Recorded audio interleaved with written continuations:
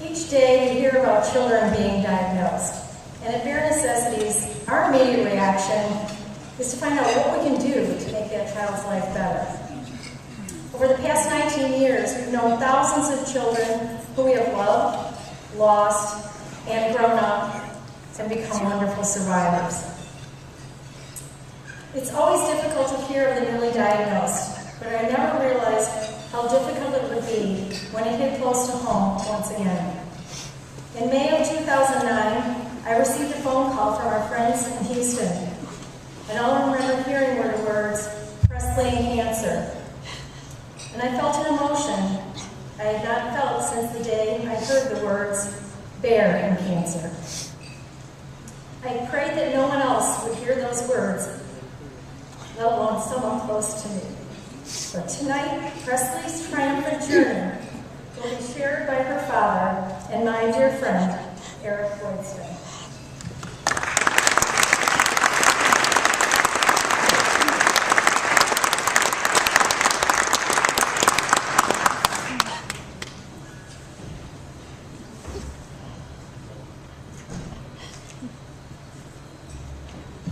Good evening. How about another round of applause for Lawson? What an incredible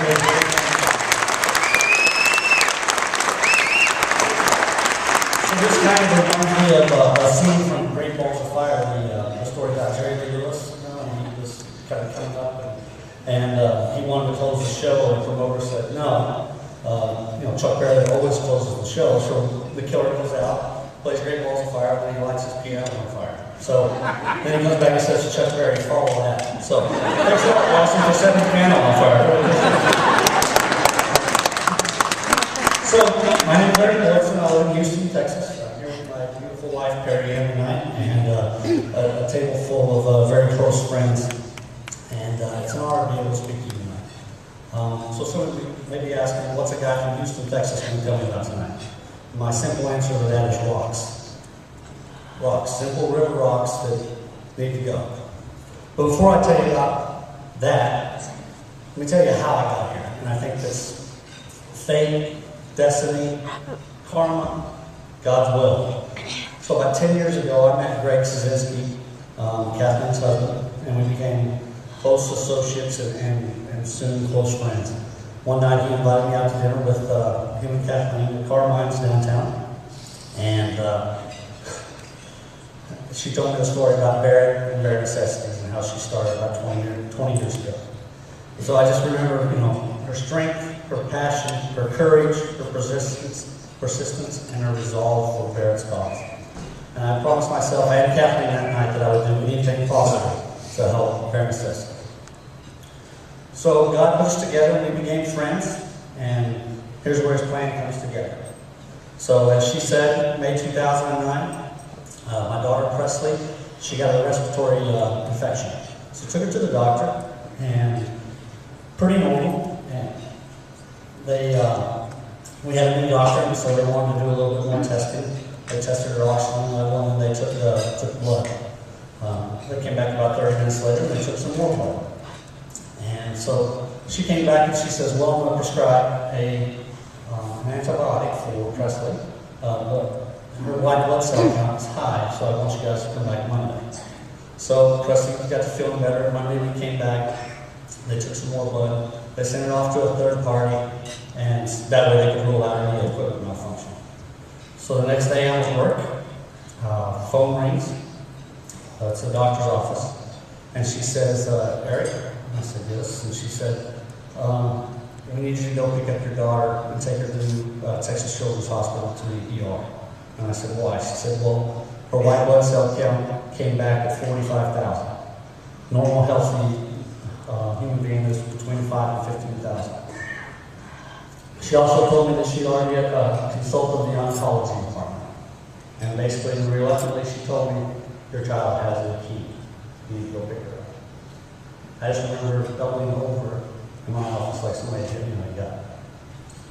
So Kate and I moved our world for the next couple of weeks. We only reached out to family and a few close friends, but one of the first calls I made was to Kathleen. And she told me she'd be on a plane in the morning if that's what we wanted her to do. At that time, we didn't know what we needed, what we wanted, what we were up against. So I said, just keep your phone close to you, and I'll use you when I need you.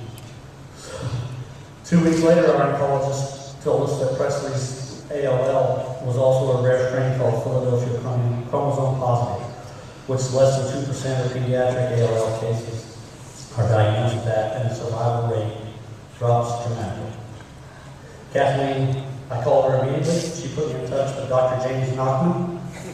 For those of you that have been here before, you know Dr. James Nachman, God rest his soul. And he spent an entire Saturday afternoon on the phone with me talking about Philadelphia positive. So over the next couple of months, Kathleen put me in contact or got opinions about Presley's care from doctors in the Chicago area. She signed up my youngest daughter, Piper, for a fantastic group called Super Sibs that supports the other children in the cancer family. She was a rock for my wife, Peri-Ann, and when things got really bad, she got me an appointment to see the head of the pediatric cancer division at Texas Children's to discuss my child's care.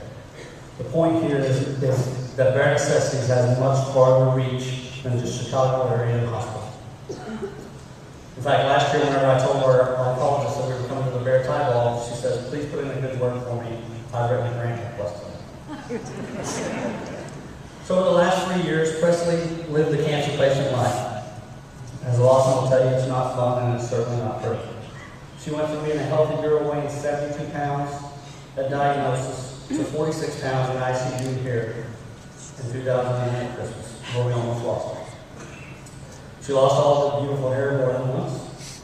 She spent well over 120 nights in Texas Children's Hospital, had more than 30 blood and platelet transfusions, and probably been poked and prodded more in 3 years than most of us in our lifetime. She's also seen several of her close friends lose the same battle she's fighting there. So I told her that Presley's Philadelphia positive makes up less than 2% of pediatric ALL cases, yet it's quite common in adults. Unfortunately, there's very little data and research being done for pediatric cases. We must do more for the children fighting cancer.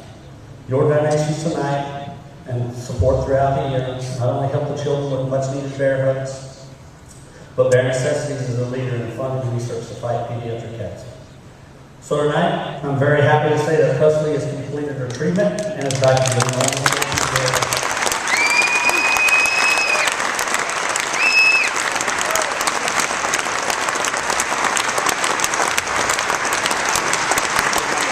Which in itself brings us along its own set of challenges, but I'll gladly take it. So Presley's fight became our fight, and Bear Necessities becomes our cause. I'm very proud to say that my wife, Presley, Piper, and I have opened up a Bear Necessities office in Houston, Texas.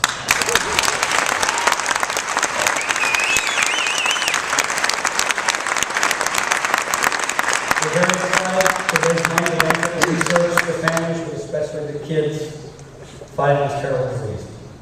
I'll leave you with one final story. During one of Presley's hospital stays, I needed to dial into a conference call at work. I stepped out of a room, so I wouldn't disturb her and went into the newly remodeled nurses' quiet lounge. Got on the call and was talking, and I noticed this little meditation fountain. It's very simple fountain you can buy at Garden Ridge. But in it were river rocks, and on each rock was painted a name and a short message to a child that had lost the battle. I saw the names of her friends that had recently succumbed to cancer. Natalia, Corey, Layla Grace, Cheyenne, little Trey. And I lost it. The guys on my conference call were a little bit bewildered when I just started sobbing out of the blue. I hung up the phone and I prayed right there that Presley's name would never wind up on one of those rocks.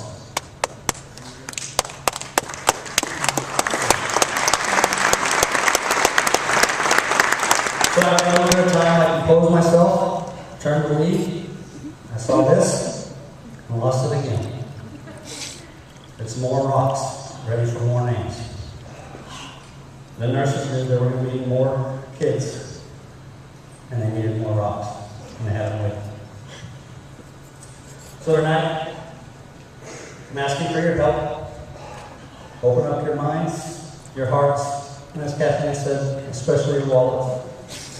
I appreciate the support. No more rocks. Thank you.